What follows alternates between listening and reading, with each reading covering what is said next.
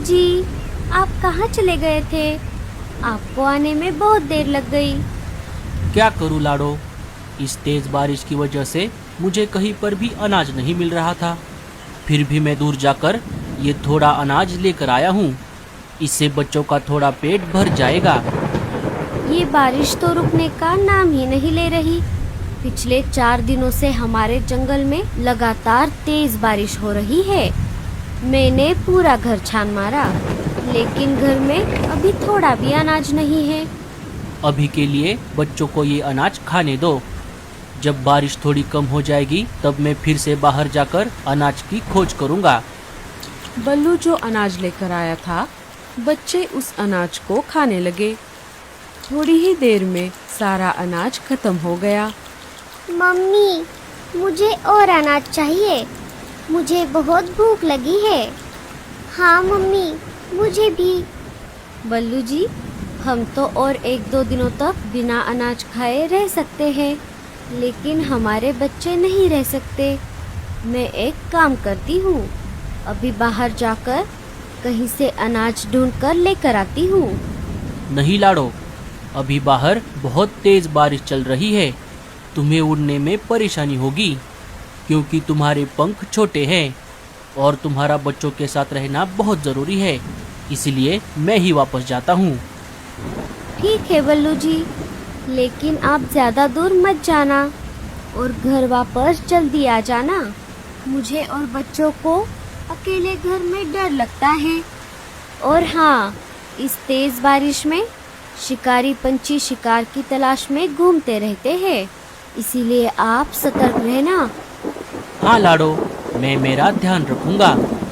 चलो, अब मैं चलता हूँ। बल्लू अपने घर से निकल पड़ता है। हे ऊपर वाले, मेरे पति की रक्षा करना। मम्मी, मुझे बहुत डर लग रहा है। डरो मत बेटा, मैं हूँ ना तुम्हारे पास।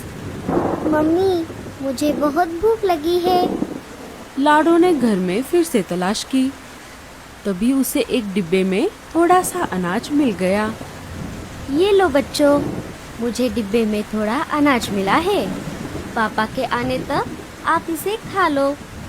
बच्चे अनाज खाने लगे। मम्मी, आप नहीं खाओगी? आप भी हमारे साथ थोड़ा खाओ ना। नहीं बेटा, आप खा लो, मैं पापा के वापस आने के बाद खा लूंगी।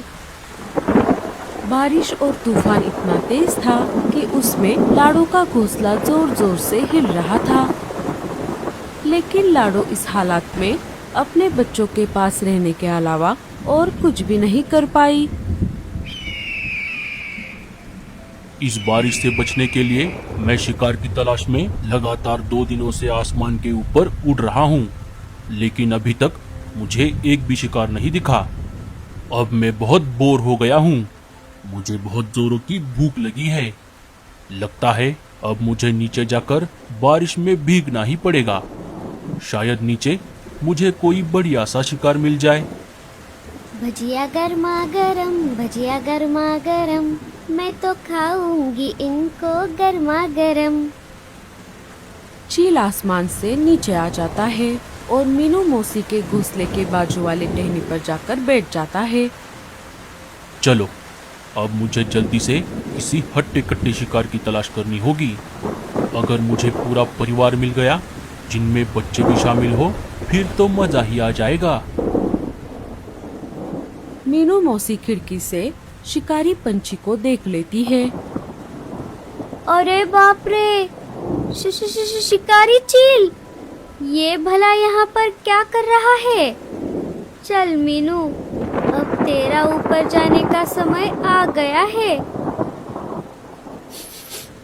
अरे वाह, ये खुशबू कहाँ से आ रही है? अरे बाप रे, बचाओ, मुझे मत मारो। मैं तो एक बूढ़ी चिड़िया हूँ, मुझे मारकर तुम्हें क्या मिलेगा?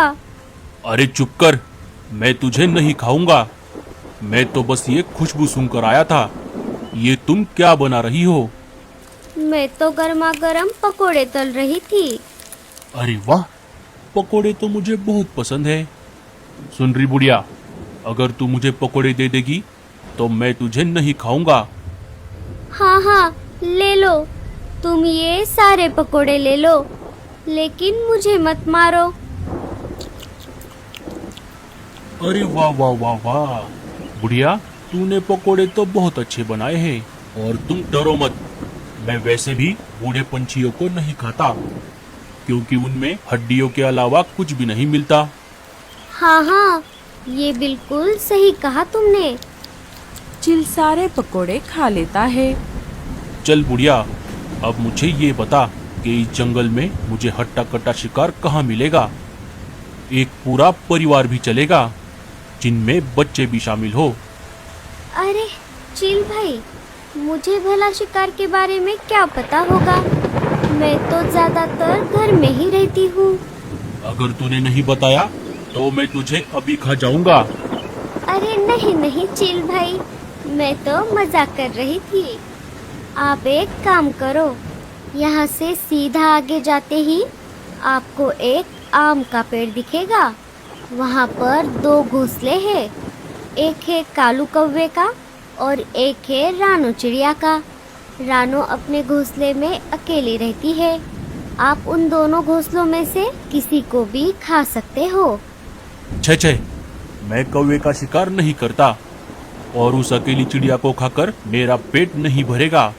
तुम कोई ऐसा घोंसला बताओ जिनमें छोटे छोटे बच्चे भी हो, और जल्दी करो, मुझे बहुत भूख लगी है।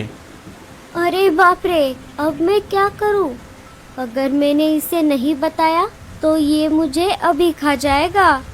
अरे क्या हुआ, तुम कहाँ खो गई? चील भाई, आप एक काम करो, यहाँ से सीधा आगे जाकर आपको थोड़ी दूरी पर एक नदी मिलेगी। नदी को पार करते ही आपको वहाँ पर एक बरगद का पेड़ मिलेगा। उस पेड़ पर एक लाडो नाम के चिड़िया का घोंसला है। वो अपने पति और अपने 5 बच्चों के साथ वहाँ पर रहती है। उन्हें खाकर आपका पेट जरूर भर जाएगा चील भाई। हाँ, ये हुई ना बात। चलो, आज का बंदोबस्त तो हो गया। अब मैं चलता हूँ। तुमने मुझे पकोड़े खिलाए, इसके लिए तुम्हारा बहुत बहुत शुक्रिया। चील वहाँ से चला जाता है। अरे बाप रे, अब क्या होगा? मैंने तो उस चील को गलत पता दे दिया। लाड़ो का घोंसला तो दूसरी तरफ है। अगर वो वापस यहाँ पर आ गया तो वो मुझे नहीं छोड़ेगा। अब मुझे कैसे भी करके लाड़ो को ये बात बतानी होगी। मीनू मौसी वहाँ से लाड़ो के घर के तरफ निकल पड़ती है।